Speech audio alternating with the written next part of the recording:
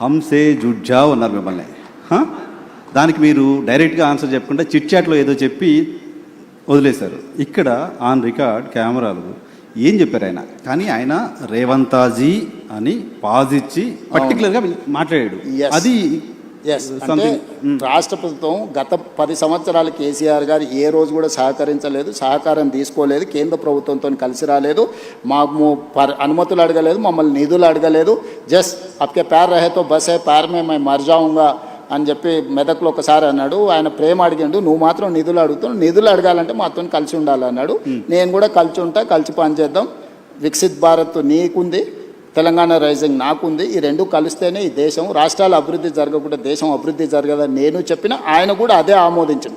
మా మధ్యలో 2 ప్రభుత్వాల యొక్క సహకారము, పాలసీ పెరాలసిస్ లేకుండా పాలసీ ఎక్స్చేంజ్ చేసుకోవడానికి అవసరమైన ప్రణాళికలు మాట్లాడుకున్నాము.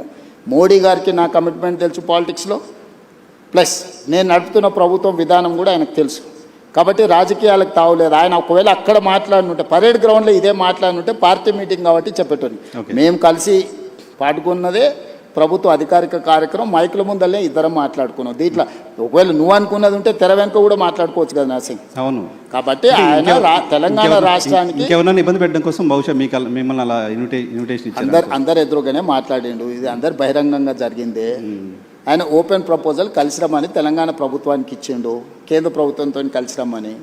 కేంద్ర ప్రభుత్వం మీరు అంత ఫార్మల్గా చెప్పండి. మీరు పొలిటీషియన్ కంటే కూడా పొలిటికల్ అనలిస్ట్గా చాలా బాగా పాలిటిక్స్ అనలైజ్ చేస్తారు, నాకు తెలుసు. ముఖ్యమంత్రిని ప్రధానమంత్రి పాజ్ ఇచ్చి టీచ్ చేస్తున్నట్టుగా మాట్లాడితే దాన్ని రకరకాలుగా అనుకుంటే మంచిదే కదా. నాకు డిమాండ్ ఉందని నీకన్నా అర్థమైంది కదా.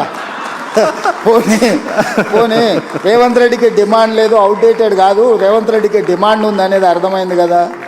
డిమాండ్ అండ్ సప్లై కదా మార్కెట్ అంతా. సో రేవంత్ రెడ్డికి ఈ దేశంలో డిమాండ్ ఉంది, అది తెలంగాణ ప్రజలకు గౌరవము. నేను తెలంగాణ ప్రజల కోసమే పనిచేస్తా.